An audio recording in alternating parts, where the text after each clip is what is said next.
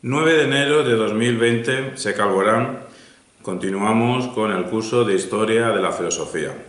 Hoy vamos a hablar del pensamiento filosófico hispano de la segunda mitad del siglo XX. Nos referimos a algunos pensadores filosóficos cuya defunción ha sido en la segunda mitad del siglo XX. Hablaremos de Zubiri, Sagristán, Ferrer Mora, Aranguren, García Vaca, María Zambrano, Tino Galván, pero daremos solamente unas pinceladas. Siempre es una invitación para quien nos escuche, pues busque información y, sobre todo, lea a estos pensadores. Ninguno de estos que he nombrado tiene un rasgo común que lo tengan todos, lo cual no quiere decir que no mantengan un aire de familia. Había dos o tres rasgos que lo tendrían, algunos sí, otros no. Por ejemplo, el exilio. Varios de ellos se fueron al exilio. Cabe recordar que la segunda mitad del siglo XX en España pues está marcada por el régimen del general Franco, y eso provocó el exilio, en este caso, de algunos pensadores. Por ejemplo, de Ferrer Mora, de Aranguren, de García Vaca, de María Zambrano. Otro rasgo que tienen algunos es la herencia, la sombra que reciben, la proyección que reciben de Ortega y Gasset, pues prácticamente el mayor faro filosófico del pensamiento español, que influyó también en el resto del mundo hispano y en Centro Europa y también Estados Unidos. Otro rasgo este rasgo de Ortega y Gasset no he nombrado que lo tienen, por ejemplo, lo tiene Zubiri, lo tendría Aranguren, lo tendría María Zambrano. Un tercer rasgo que tienen algunos es un entrelazamiento entre la tradición dialéctica y la tradición analítica. Ya hemos comentado que tradición dialéctica quiere decir esa manera de pensar que se basa que la realidad tiene una oposición de conceptos contrarios y el pensar trata de sacar partido de esa oposición, hacer ver que toda la realidad es dual y la sociedad es dual y el ser humano es dual. Pero también en la segunda mitad del siglo XX, en todo el mundo y en España también, la tradición analítica, que dicho muy brevemente es una apología de la importancia del lenguaje sobre nuestro pensamiento y un estilo riguroso y una connotación anti-idealista, anticoncepciones abstractas, eso podemos llamarlo sintéticamente tradición analítica, también influyó en España.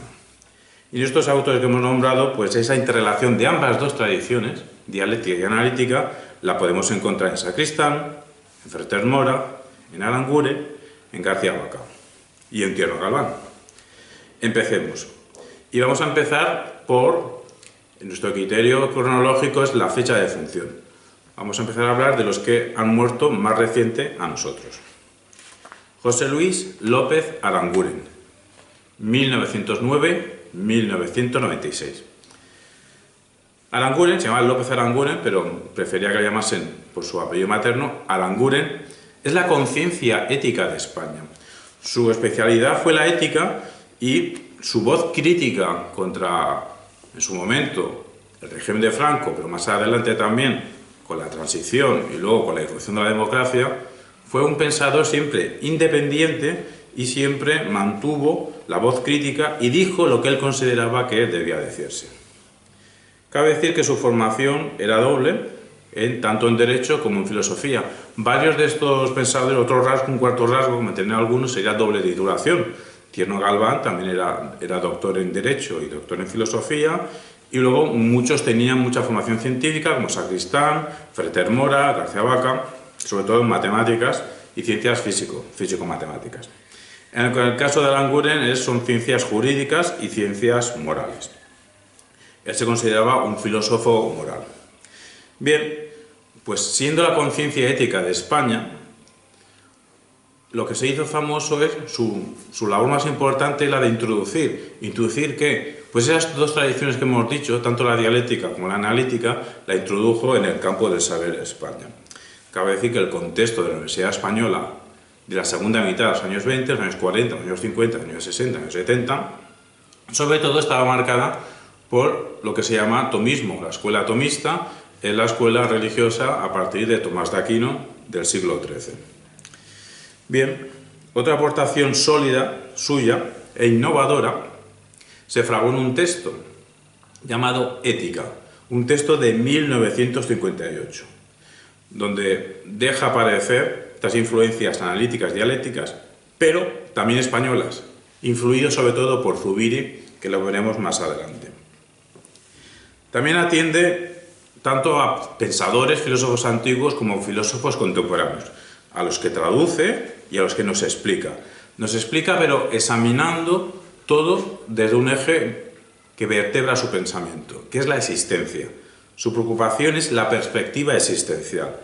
El problema que tiene el ser, o sea, cuál es la realidad de las cosas, pero no solo la realidad de las cosas en abstracto, sino cómo nos tenemos que comportar los seres humanos. Por eso lo que le importa es la autorrealización, cómo deberíamos comportarnos a partir de nuestra concepción de individuo. Pero ya veremos más adelante de individuo en sociedad, no individuo solitario, aislado. En este tener en cuenta otras tradiciones, ahora me refiero a la analítica, pues es un entusiasta de Moore. Moore es un pensador analítico de principios del siglo XX, británico, y lo que le interesa de Moore es pues, la renuncia que hace Moore de la metafísica. Por metafísica nos referimos pues, a hacer elucubraciones abstractas sobre entidades que puede que existan, puede que no, pero son más bien para algunos un juego de palabras. Entonces, esta renuncia a la metafísica, a hablar de cosas que a lo mejor hay difícil justificación empírica, pues ese aspecto, esa actitud de renuncia metafísica a Aranguren le interesa. Y sobre todo el formalismo de la concepción analítica que se aprecia en Wittgenstein, que se aprecia en Toulmin, a la hora de hacer un lenguaje riguroso y en sintonía con la lógica. A todo esto, una obra muy importante de Aranguren del año 1967 es La comunicación humana, donde analiza las implicaciones éticas de las decisiones tecnológicas. Subrayo decisiones tecnológicas porque es un tema muy actual en nuestro presente de 2020. El centro de periferia de todas sus preocupaciones es la moral. Y todo esto se refleja en un sintagma que él denomina ética de la autenticidad. Y se lo va a basar en dos elementos. Primero, vamos a decir incluso una frase literal de él, de esta ética de la autenticidad. Es cada hombre, nosotros preferimos decir ser humano en general, es cada ser humano quien desde su situación en la que se encuentra ha de proyectar, pero no solo proyectar más decidir, proyectar y elegir, preferir, ¿el qué? Lo que ha de hacer. Segundo punto, advirtió que toda moral personal tiene una constante, unas consecuencias públicas. Toda moral personal es radicalmente social, al punto de que resulta artificioso, una invención, el planteamiento conflictivo entre individuo y sociedad, como si hubiese una disputa, o eres individualista o eres social. No, es que eres individuo en sociedad. Esto lo refleja en su obra de 1963, Ética y Política, y en resumidas cuentas, pues hereda la tradición española del siglo XX, de Zubiri. Zubiri hace una distinción entre una cosa es la moral, la estructura moral, y otra cosa es el contenido moral. Esta distinción la recoge Aranguren y recoge de Ortega la concepción del ser humano como un quehacer. El ser humano tiene que ser un quehacer que se va haciendo. Y acabamos ya Aranguren diciendo que fue un crítico, bueno, más que un crítico, fue un notario. Constató que la gran moral, incluso en mayúscula podemos decirlo, la gran moral entendida como un código rígido de deberes, de cosas que por obligación tienes que hacer, pues esa gran moral, en su tiempo, que está escribiendo en los años 60, está en ocaso, está en declive, está en decadencia. Por eso, una expresión que es posmoderno, que se utiliza sobre todo en los años 80 del siglo XX, que viene de Francia. Hombre, Aranguren no dijo que él era posmoderno, porque él hablaba en los años 60, pero posmoderno quiere decir que las grandes narrativas, los grandes relatos que nos daban sentido ya se han resquebrajado. Entonces, podemos decir que Aranguren incluso es un precursor de la posmodernidad. Pero concreta Aranguren, dice que la ética tiene que tener una tarea vigilante. ¿De qué? De la democracia, es decir, de la democratización. Lo que Aranguren tiene un empeño muy grande es que todo este anhelo ético no puede quedar en el aire.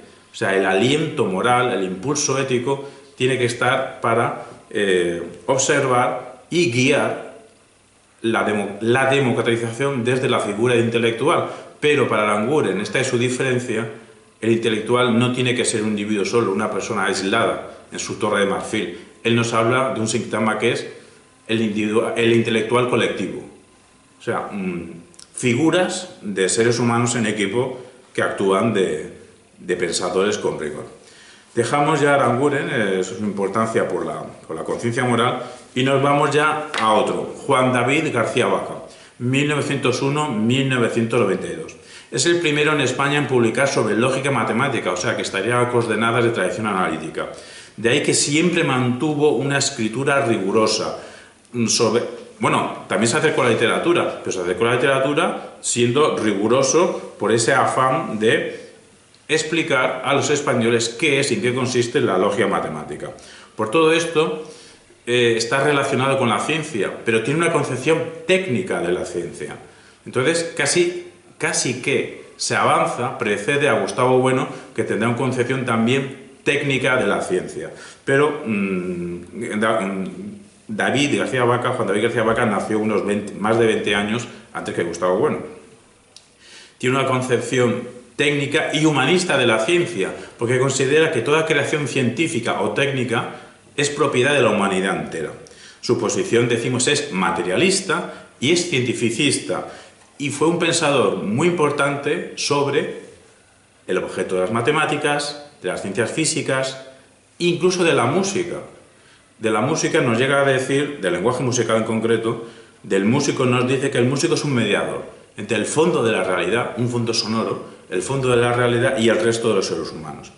Finalizamos con García Vaca, con su antropología, que nos define, nos delimita al individuo como un ser creador, como un técnico que transforma la naturaleza, pero la naturaleza en civilización. Aquí se rompe la dialéctica, la tiene en cuenta, pero no es dialéctico. La dialéctica es naturaleza o civilización, no, transformó la naturaleza en civilización. Nos vamos al siguiente, que es María Zambrano. María Zambrano, 1904-1991, de Vélez, Málaga. En Vélez, Málaga nació. Discípula de Ortega y Gasset. Para ella, la palabra clave es libertad, pero el fundamento de la libertad no va a estar en la razón como la mayoría de los filósofos, sino en el amor. Tal es así que hereda de Ortega y Gasset sus conceptos claves de razón histórica, de razón vital, pero, ya explicaremos más adelante, dentro de 2 vídeos, a Ortega y Gasset, pero esa razón histórica, Ortega da el paso en la primera mitad del siglo XX de la racionalidad, asemejarla, entrelazarla con la vida, pero siempre una preponderancia del lado racional. Se cae en lo racional, pero razón vital. María Zambrano digamos que da un paso más allá. Entonces habla de razón poética, que sería el entrelazamiento de las emociones individuales, pero no en cosas privadas de la mente de uno leyendo un poema, sino emociones individuales entrelazadas con la vida pública. Lo público tiene que ser poético y lo poético tiene que ser público. Todo esto se concreta en una obra del sueño creador de 1955, donde examina el lugar de los sueños en la sociedad y en la vida cotidiana. ¿Se asemeja a Freud? Se asemeja a Freud, pero es que le da la vuelta, porque a Freud lo que le interesa Freud es el padre del psicoanálisis, que a partir de Viena, a finales del XIX, principios del XX, pues hace una teoría nueva sobre cómo funciona el cerebro nuestro. El cerebro nuestro no solo se rige por lo consciente, sino nuestra propia casa, el cerebro, la cabeza, no somos los amos, porque tenemos una parte no consciente. Pues bien, a María Zambrano, en 1955, le interesan los sueños, pero no el contenido de los sueños, como le interesa a Freud. Le interesa es la forma de los sueños. Entonces podría ser María Zambrano una persona surrealista, pero que hace una aportación importante al surrealismo de Breton francés de los años 30. Porque dice María Zambrano que el sueño de cada cual, en el sueño nos quitamos la máscara. Cuando soñamos tenemos la máscara quitada. Y entonces ese soñar trasciende el tiempo. Seguimos con José Ferrater Mora, 1912-1991. Su modelo de pensar se llama integracionismo. ¿Por qué? Porque intenta aunar varias perspectivas, pero todas dinámicas. Es un pensamiento vivo, es un pensamiento interesado por el devenir, tanto del cosmos, tiene una connotación científica, el pensamiento Ferrater Mora, estaría en la tradición analítica, pero siendo discípulo de Ortega y Gasset, y también por el tema de la muerte. De ahí el tema de la muerte, el tema existencialista, hereda de Gasset, pero el tema del cosmos, de la ciencia, lo hereda de la tradición analítica. Es así que es muy respetuoso con el método científico y, como buen analítico, se opone al idealismo. Su frase principal sería que conocemos la realidad tras engranar, tras enlazar, tras unir de alguna manera conceptos límite, pero conceptos límites opuestos. He aquí que Ferrer Mora, pensando del esencialismo, pensando de la acción analítica, también tiene un componente dialéctico. Hay unos conceptos límite que son opuestos entre ellos y cómo los entrelazamos, esa es la labor de la filosofía. La labor que él cumplió de una manera muy profesional, mostrando su oficio filosófico en el Diccionario de Filosofía de Ferrer Mora. Son 4 tomos de una erudición increíble. Nos pasamos ya al siguiente, Enrique Tierno Galván, 1918-1986. Bueno, aquí nos hemos saltado un poco el orden, 86, 90, bueno, 1918-1986. Formado en la tradición dialéctica, incluso parte de Marx, pero aterriza en la tradición analítica. Tal es así que es el primer español que traduce a Wittgenstein su clásico libro de El Tractatus. Y todo este entrelazamiento de un enfoque dialéctico, que mira los opuestos que en la realidad, con un enfoque analítico, riguroso, serio, pues lo enfoca, lo canaliza para abordar la sociología desde un planteamiento riguroso. Pero también exhibe una erudición muy grande en crítica literaria, es decir, que era un sabio. Tenía componentes literarios, era un experto en arte, era doctor en Derecho, era doctor en Filosofía, tenía una formación científica y tenía una formación humanística, ¿no? Por eso, repetimos, la sabiduría forma parte del ser de Enrique Tierno Galván, que lo concreta en su obra célebre de 1969, Razón mecánica y razón dialéctica, en la que opone estos dos conceptos de mecanicidad y dialecticidad, pero los entrelaza. La razón tenía como 2 maneras de funcionar. Cuando observa, se basa en la cantidad, sería una razón mecánica propia de las ciencias, y cuando apuesta por la calidad, pues sería una razón dialéctica propia de la filosofía. Pasamos a otro pensador, es Manuel Sacristán, 1925-1985. Este sí que claramente vive embebido de las 2 tradiciones, dialéctica y analítica, y las utiliza ambas dos.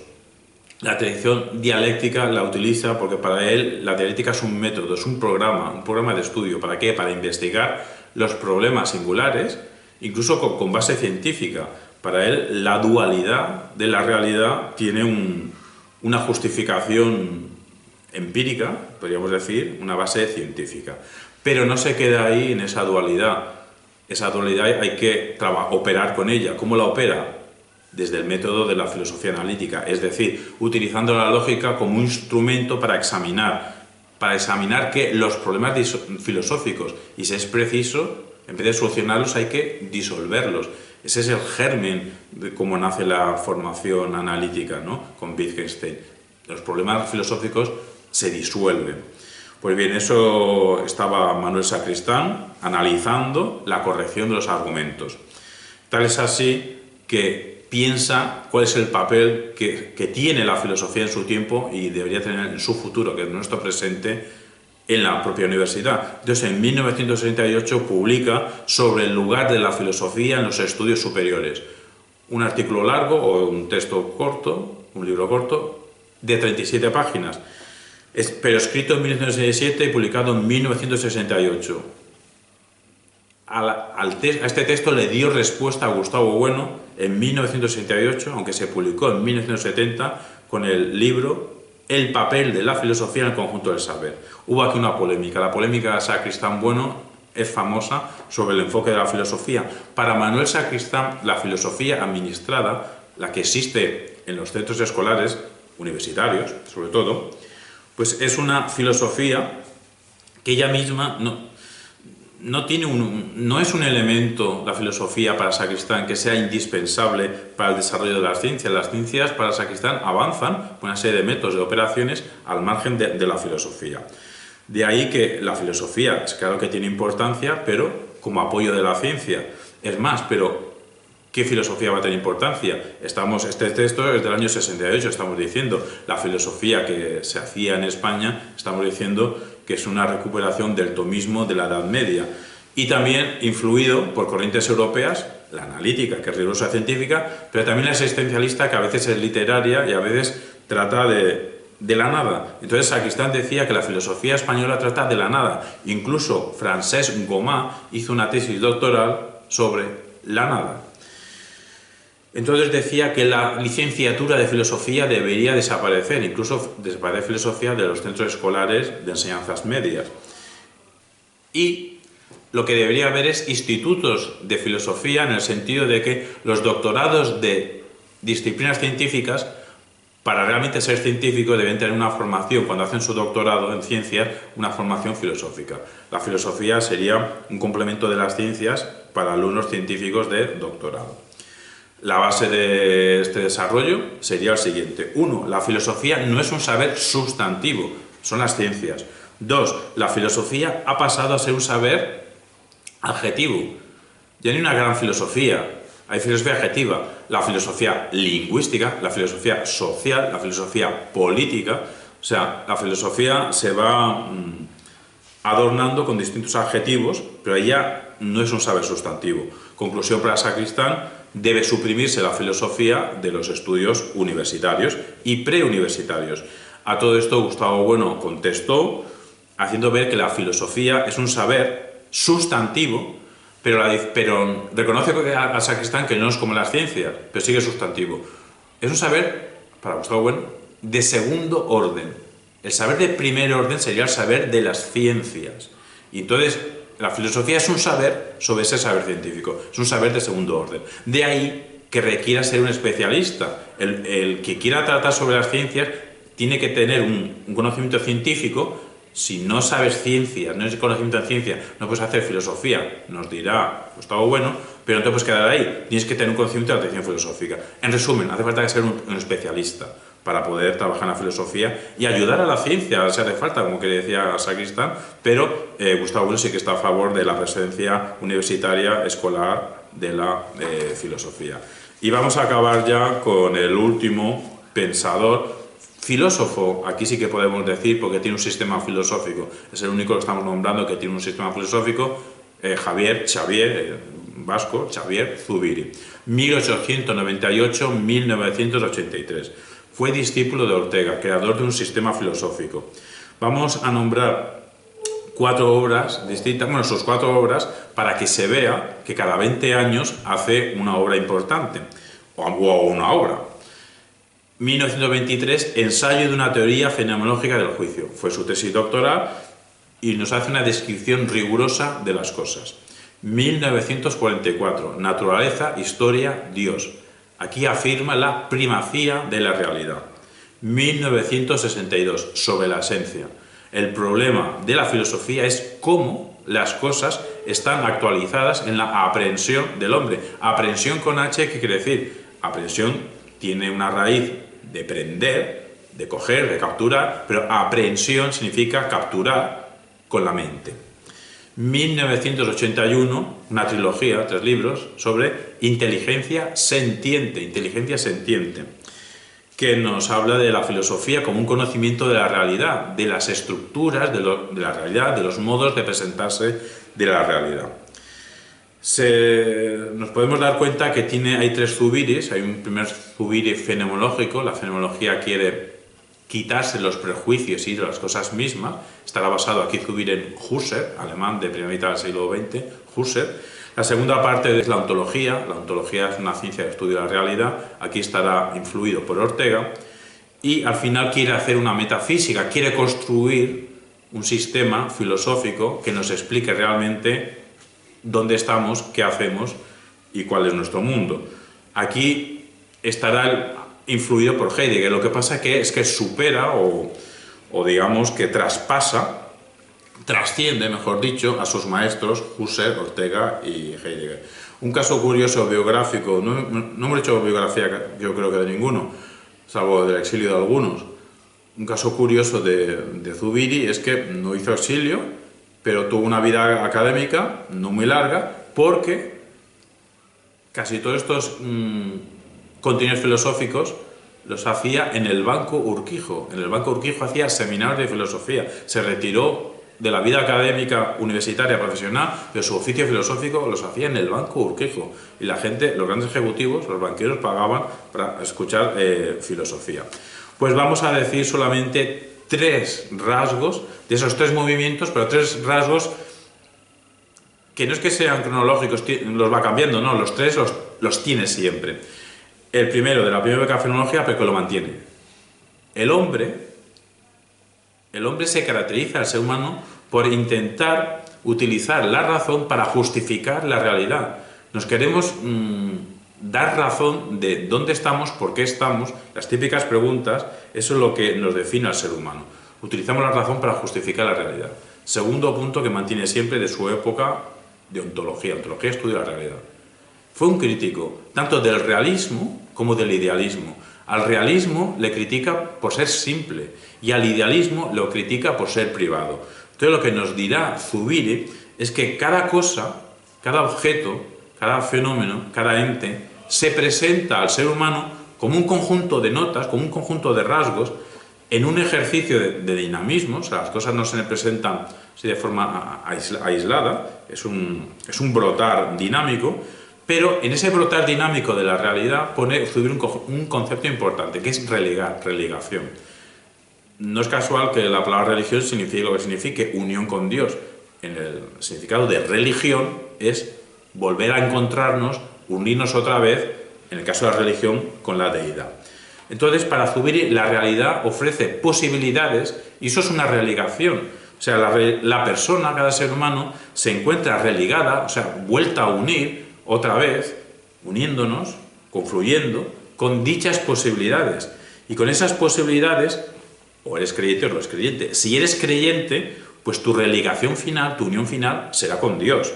O sea, Dios, para un creyente, es el fundamento para el que opte por una vía teísta.